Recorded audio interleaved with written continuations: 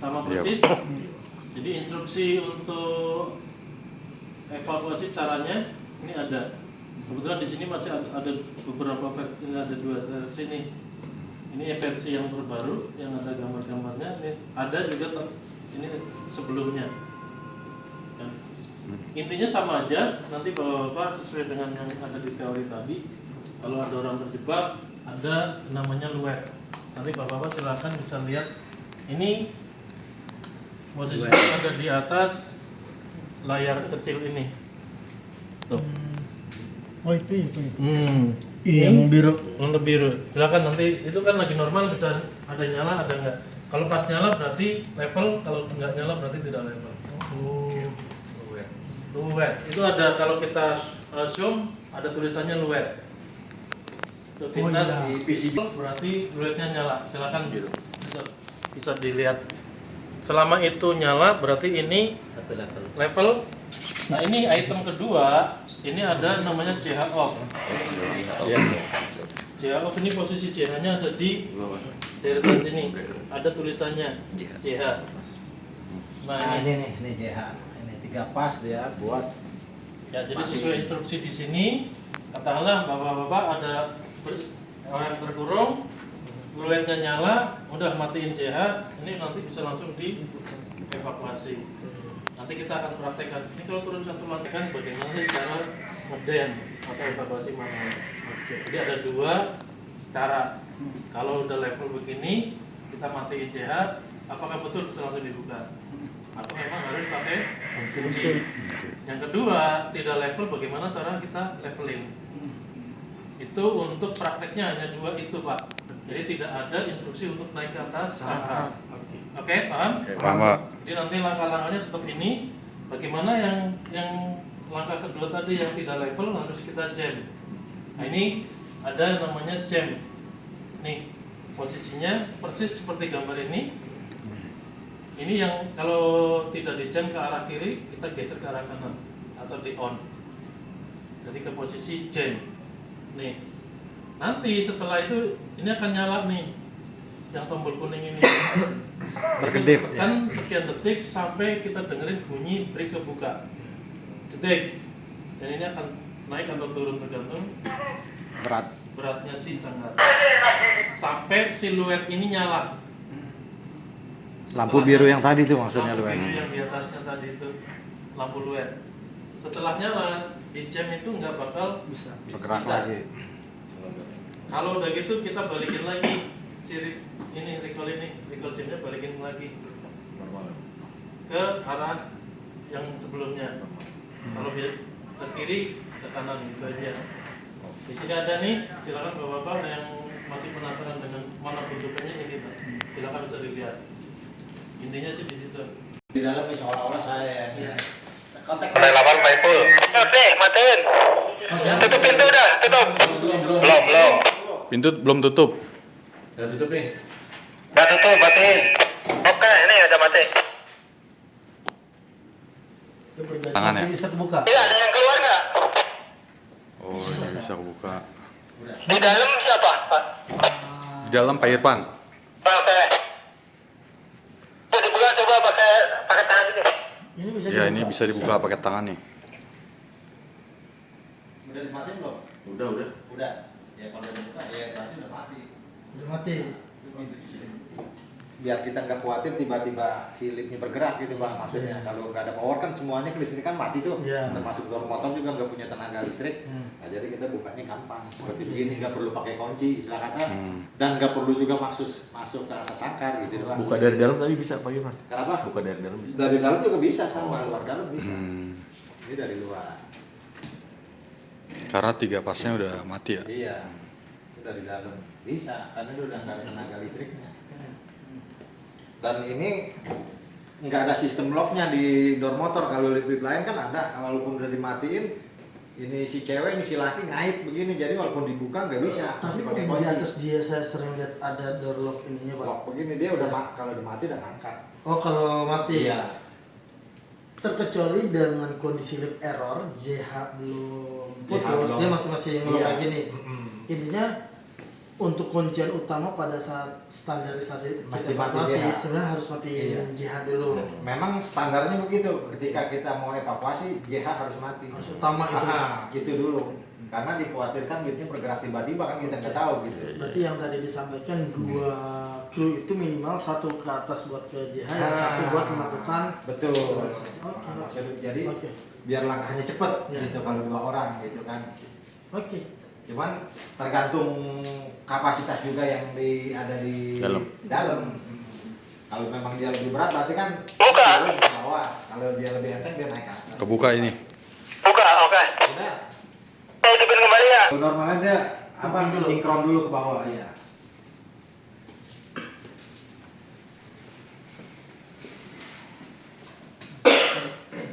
Kalau lift kayak gini masih penting evakuasinya nggak. Satu pintu Pak, saya masih pakai di satu pilar, posisinya yang produk Korea itu. Ya. Bisa ya. Bisa naik lagi nih, kan? Ya. Yuk. Pasang recall. Kita akan coba praktekkan yang tidak level. Yes. Tadi yang level Pak ya. Kalau yang level otomatis bisa kebuka tanpa alat bantu ya. Iya. Oke. Jadi akan lebih cepat kalau kita tahu persis. Nggak perlu harus di jam karena udah level. Kalau udah level masih di jam, ya buang-buang waktu atau di recall. Kembali lagi ke untuk orang-orang memang yang sudah tersertifikasi dan sudah tahu persis penggunaannya. Oke. Ya. Nah di sini kan ini ada sistem soketnya. Kalau sampai soketnya salah masuk, bukannya lipnya jadi benar, malah dia PCB akan jebol. Karena dia ada beberapa kabel yang sistemnya sama, bolak-baliknya sudah ditentukan. Dia kelarinya kemana, ininya kemana. Oke, kita turunin. Turunin ke lantai 8 atau 7 lah, biar agak jauhan dikit.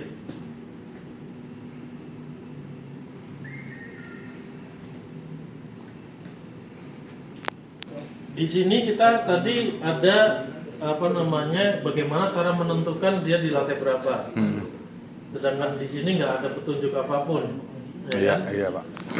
Kita ada satu teknik tadi, kontak ke yang terjebak di dalam. Kira-kira di lantai berapa Pak? Errornya kan ada indikator tuh. Iya. Tapi indikator itu juga bisa error. Saat lift mengalami error, dia akan default ke lantai paling atas atau paling bawah. Kalau dia bilang, Pak saya di lantai 10, kita jangan langsung percaya banget. Karena lift kondisi error. Atau di paling bawah, basement, oh berarti ini ngikut error dia si indikator. Tapi kalau jawaban dia, Pak saya di lantai 5, itu kemungkinan besar ada di situ liftnya. Jadi kan di sini juga kita bisa komunikasi lewat ini Intercom. Intercom ya. Nah ini intercomnya nih. Nah, kita pencet nih, kita ngomong nih, ntar yang di dalam kedengeran, Ya. menjawab dia, jadi kita bisa komunikasi lewat sini. Atau intercom yang di control room kalau memang terpasang. Kalau di yes, betul. Halo? Ya maaf Bu, lagi sedang tes evakuasi. Terima kasih. Itu pentingnya apa namanya komunikasi. Ada yang naik ya. Anin. Oke ya. Ini sudah kedua. Coba kamu praktekin bagaimana cara membuka pintu yang benar. Kita bisa lihat kondisi sanggar itu di mana dengan melakukan buka pintu secara manual. Tapi dengan catatan hanya orang-orang memang yang sudah tersertifikasi atau memang dia punya keahlian khusus. Kita kasih sedikit apa namanya trik bahwa kalau kita buka pintu sub ini dimanapun Bapak buka itu nggak boleh lebar lebih dari 15 cm Pak. Jangan langsung Ya, buka awal. lebar. Posisi badan kita juga jangan dua-duanya ngadep begini. Salah satunya tetap saja budak-budak di ke belakang. Ada resiko kita terpleset, ya kan? Atau kita tahu-tahu pusing lihat apa namanya sub. Jadi Jadi gini, sebelum kita buka pintu saat ini, di sini kan ada lampu penerangan juga nih di area lorong, di area asap. Kita nyalain dulu nih. Kan di sini ada yang baca tulisannya LBS nih, JLBS. Nah, kita aktifin dulu. biar kelihatan. Biar kelihatan. Jadi kita biar terang juga di dalamnya, biar kelihatan gitu kan. Nah, kita buka begini. Karena ada kunci tuh. Jangan langsung dibuka lebar. Kita tip dulu nih. Nah, kira-kira begini. Nah, ini kebetulan tuh sangkarnya ada di lantai bawahnya nih, lantai Masih 9 di ya. bawahnya. Masih ada di bawahnya tuh. Kelihatan seperti. Jadi kita jangan langsung buka begini. Takutnya kita tiba-tiba pusing malah jadi ke sana gitu kan. Atau lift itu ada jumperan pintu di sini, dia masih lari. Oke. Ya. Secara ininya prakteknya kita wajib maksimal 15 cm. Atau kalau kita orang teknik kita jepitin sepatu ujungnya aja. Atau Tapi nggak boleh lewat Nah, ke sono. jangan lewat dari batasan seal yang ada. Maksimalnya. Oke. Ya, itu untuk keamanan kita sendiri. Jadi pas saat sudah begini, kita bisa ngitung Pak jumlah lantainya Pak. Kalau memang lantainya paling sedikit bawah, kita agak begini, tangan kita begini, kita agak sedikit begini, bisa kelihatan. Sampai 10 lantai ke bawah kita masih bisa ngitung Pak. Kebetulan cuma hanya 10 lantai, lift di lantai ground kita masih kelihatan begini Pak. Ini akan cenderung aman. Terpleset kemungkinan ada tapi kecil. Posisi sepatu kita masih di sini, badan kita masih di luar. Kepala kita, kalaupun itu apes-apesnya sangat naik, kita nggak kena Pak. Karena hanya cuma sepersekian masih di dalam area. Oke. Ya, jadi nanti tolong diperhatikan saat kita membuka pintu jangan begini langsung, wah bahaya banget Pak.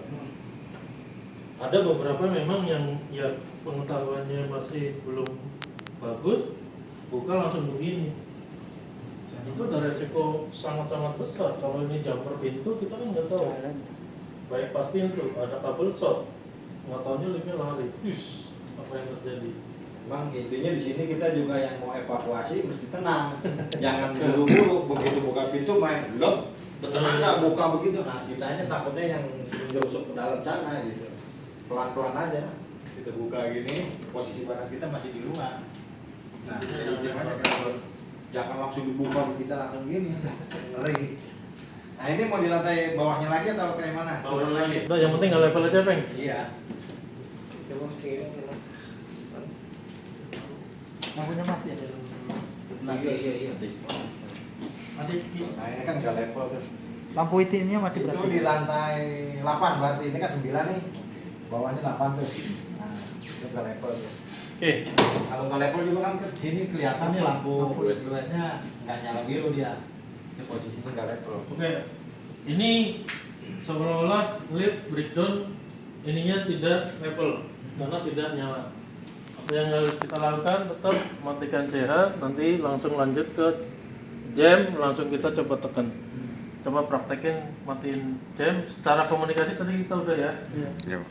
Kita matikan CH, langsung jam coba. Seperti apa bentukan. Oke, baik. Jadi ini ketika posisi si lift atau si sangkar tidak level dengan lantai gedung, memang untuk evakuasi prosedurnya kita selalu matikan JH atau power biar tidak ada pergerakan tiba-tiba. Nah, langkahnya seperti ini, kita matikan. Jangan muka kita ke arah sini tapi kita Takutnya ada percikan. kita alihkan ke yang lain dengan tangan kiri. Udah seperti ini. Nah, ini kan ada posisi tuas nih yang ada bacaan jam, kita aktif ini, kita on. Nah, tuh. Ini kan berkedip seperti ini nih. Nah, kamu nih kelihatan gitu. Yang menyala, ya. ngedip kan begitu. Nah, dia ngedip nih kalau udah di on. Langsung Nah, pencet ya. ini kita pencet tapi jangan terus. Tahan. Gantian ya. Sekali Pas. lepas. Nah, itu dia bunyi jedak, breaknya lepas, liftnya Baik. pencet lagi. Nah, Nah. tuh naik coba. Coba aja nggak apa-apa. Itu kembali ke tadi teori keseimbangan. Ya. Kenapa penting kita tahu teori keseimbangan? Kita nggak tahu itu larinya ke atas apa ke bawah. Itu sangkar kosong berarti Naik ya. kalau sangkar itu full berarti nanti kita ke lantai bawah. Oke ya. Mencetnya per berapa detik? Sampai dia bunyi. Coba Bapak silakan. Bapak yang Nah, nggak apa-apa pencet. Pencet 2 sampai 3 detik sampai dia bunyi. Lepas, Oke. pencet lagi. Nah, Pak pencet lagi. Seperti itu. Nah itu sampai nanti luet nyala. Kalau luet sudah nyala dengan sistem yang tidak ada masalah, dia udah nggak bisa naik, nggak bisa di jam. Coba Tapi satu lagi mau nyoba Pak Ibul, Pak Ibul. kalau ada masalah di sistem komunikasinya bisa jalan terus, Pak. Ya.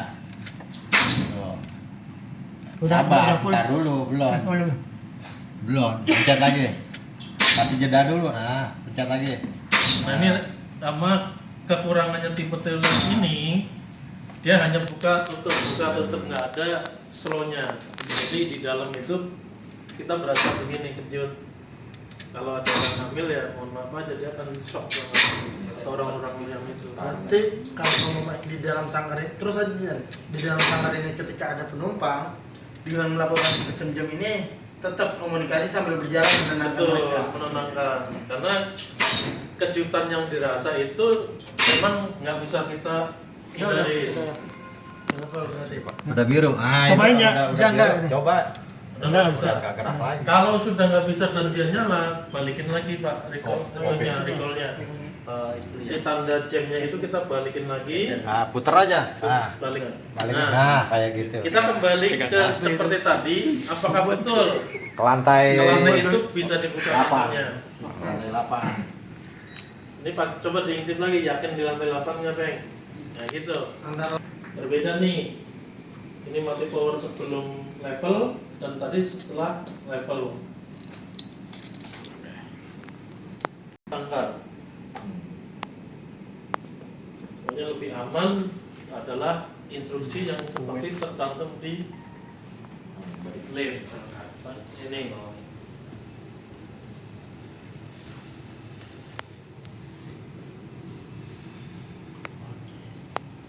yang turun dulu. Ayo, baru. Iya, Coba dibuka. Bisa tanpa kunci apa langsung? Oh iya. Tanpa kunci. Tapi dia nggak level Pak. Memang dia nggak 100% level kalau dia lewat evakuasi jam.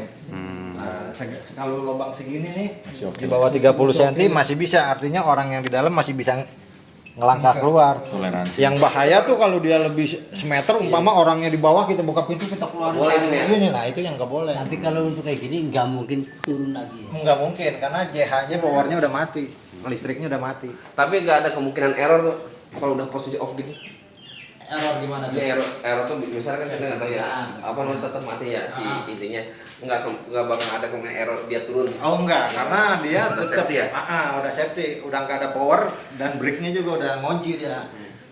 Udah remnya udah ngunci gitu, udah nggak ada power. Justru yang ngeri kalau kita nggak matiin 3 pasnya. Iya. Nah, itu Oh, yang masih karena ini. Powernya masih ini ya. kalau begini udah aman. Berarti besok-besok nggak usah nyari kunci lagi kalau evakuasi udah Iya. matiin 3 pas. Iya. Ya. Dan masalahnya dari basement ke Iya. atasnya itu, Pak. Itu. Lama Iya. ini lama. Ini udah ganti. Iya. Pertama ya, secara labeling masih kurang 1 tahun tapi mati. Dengan sangat terpaksa cari baterai dulu Pak. Tunggu baterai. Atau tim kita yang ahlinya lift bisa evakuasi lewat atas sangkar. Dari bapak-bapak tidak diizinkan untuk langsung, tapi kalau dari kami atau orang yang memang sertifikasi K3 itu boleh. Levelnya sudah 1 di atasnya yang training hari ini. Ya kan biasanya gini Pak, pas kejebak kita lagi nge-gym, Mati. Sama mereka mau tidak mau. Tapi kecuali bapak-bapak memang punya sertifikasi dan diizinkan oleh manajemen. Karena bapak-bapak nggak punya sertifikat tapi manajemen mengizinkan, berarti nanti tanggung jawabnya di manajemen. Kalau ada kejadian luar biasa begitu, biasanya prosedural ada yang di Pangkas. bypass. Itu kita juga nggak bisa mencegah, nggak boleh 100% juga nggak bisa. Koordinasi dengan manajemen seperti apa? Manajemen berani bertanggung jawab. Intinya bukan dari bapak ya. Kalau dari bapak minta izinnya ke manajemen. Bapak udah sertifikasi K3 berarti kan memang boleh akses ke atas sangkar. Jadi gini pertanyaannya sih cakep juga. Iya. Kalau tiba-tiba nih baterai udah nggak kuat lagi buat evakuasi. Nah kebenaran di lift sini kita kan ada manhole. Bisa Ini lewat manhole. Kita evakuasinya dari sini. Makanya kalau ketika tiba-tiba di sini masalah dan nggak bisa narik jam, ya boleh dihubungin teknisinya. Nanti kita evakuasi lewat sini. Cuman Kita kembali keluarin. lagi yang berwenang untuk sampai atas sangkar tadi satu manajemen, kedua timnya sudah ahli Itu sertifikat. kalau emang keadaannya benar-benar darurat. Cuma izin pak. Ya. Ini kan ya kalau Iya. ini kan saat ini posisinya di atas kan masih blok pak. Izin ya. Evakuasi ini ya. Jadi di atas ini sebenarnya ini adalah langkah paling terakhir. Paling terakhir. Ketika sistem itu udah Iya, mau betul. Itu super ya udah darurat Pak. Kalau kembali ngobrol darurat, tim kita belum ada, tapi manajemen dengan pertimbangannya, pastilah pertimbangan ada di situ, tanggung jawabannya, dan yakin bahwa timnya itu memang bisa, walaupun belum tersedia secara negara ya, tapi keahlian itu kan bisa teruji. Itu ya silakan. Kita nggak bisa mencegah 100% harus evakuasi, nggak bisa juga begitu karena urgen itu jauh beda. Berarti izin Pak, sebenarnya kan hampir berapa persen untuk evakuasi melalui manhole ini kan sebenarnya cuma di bawah 5%-an ya, jarang itu dilakukan. Berarti pada saat kalau benar-benar itu terjadi, ya mengevakuasi itu berarti kita menggunakan tangga dong. Betul. Tangga. Ya kembali, saya potong. Itu kan udah darurat. Tadi kalau hanya baterai yang drop secara sistem kita masih ada recall Pak. Ya. Kan? Sebelum kita akses ke sana, recall ini bisa digunakan. Karena kalau recall ini tidak kita coba dulu nih masih bisa atau tidak. Itu langkah sebelum sampai ke atas sangkar, kita evakuasi lewat atas sangkar. Paling itu. Biasanya sih ya itu ada kemungkinan terjadi tapi kecil kemungkinannya. Apalagi listrik di Indonesia kan sedikit kuat nih, kalaupun mati hanya kalau memang darurat baterainya nggak ada, kita bisa hidupin tanpa matiin CH, kita bisa jam. Kita mengandalkan power supply dari NGL atau arus yang memang darurat. Itu kalau kita ngomongin darurat, kita nggak usah pakai matiin CH. Kita pakai DC 24 voltnya untuk gerak analog dengan cadangan yang PCB. Itu ada kemungkinan itu bisa. Itu memang butuh keahlian-keahlian yang tersendiri. Tapi mudah-mudahan di sini tidak akan terjadi yang seperti itu. Amin. Nanti saling mengingatkan terkait dengan baterai. Di sini sebetulnya kita juga ada monitoring baterainya dari sisi nyala indikator. Kalau dia hijau atau oranye atau mati. Selama dia masih hijau, baterai itu masih bagus. Tapi nanti Pak Saiful katakanlah kunjungan saya kan hanya sebulan sekali nih. Pas di pertengahan bulan melihat nih kondisi baterainya udah oranye nih. Tuh. Itu segera info. Berarti hijau bagus. baterai sudah mulai melemah. Oranye udah lemah. Tapi Ini kalau nih. merah, lip biasanya mati. Nah, tuh hijau tuh. Indikatornya oranye aja Pak. Kalau udah oranye segera info.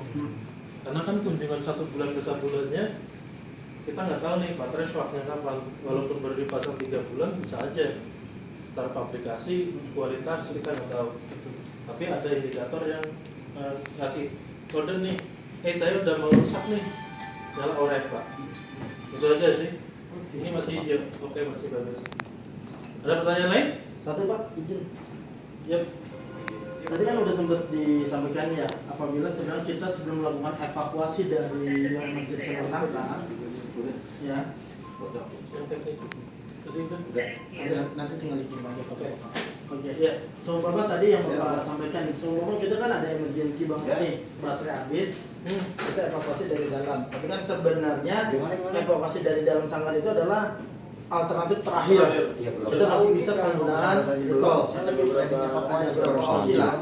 Nah, untuk pemasangan recall ini sebenarnya pada saat kita melakukan terminasi itu harus ada kode-kodenya nggak atau hanya langsung Siapa yang mau disuruh sono? Ini sebetulnya kalau Saya ini paling yang paling dekat yang sih dulu dulu dia sebenarnya ada kodenya nih. kan jauh. Ini sisi bawah. Iya. Ini sisi Atas. atasnya sama. Ini juga sama. Bapak ada yang dulu udah selesai tuh. Ini sisi bawah. Oke. Di Jadi jangan kembali ke begini. Ini yang kita copot ini sesuai dengan yang ini. Oke. Iya, biar pagi-pagi tugas. Oh, oke. Kalaupun kebalik ini masuk Pak soalnya. Oke. Begini. Oke. Ini masuk ini. Harus. Harus ini copot, ini pasang. Yes. Oke. Tapi dari PCB ada kode-kode tertentu nggak atau hanya pada saat ini di Saat dia dicolok dia statusnya nanti akan berubah nih di sini. akan berubah secara otomatis? Betul. Otomatis. Berarti kontrol bisa lewat dari sini langsung. Bisa.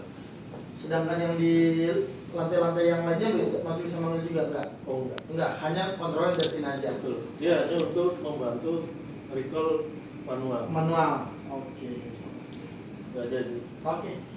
Ada yang lain mungkin? Teman-teman ada pertanyaan? Enggak ada pasti. Cukup ya? Oke. Coba, jelas, Terima Pak. kasih untuk sesi hari ini. Terima kasih, Pak. Mudah-mudahan nanti ilmu yang kita sampaikan bisa berguna. Amin. Tujuan besar pertama tetap untuk keselamatan kita sebagai penolong, keselamatan penumpang juga keselamatan si lift itu sendiri. Amin. Oke? Oke, Pak, siap. Terima kasih Bapak. Terima kasih, Pak. Waalaikumsalam warahmatullahi wabarakatuh. Terima kasih di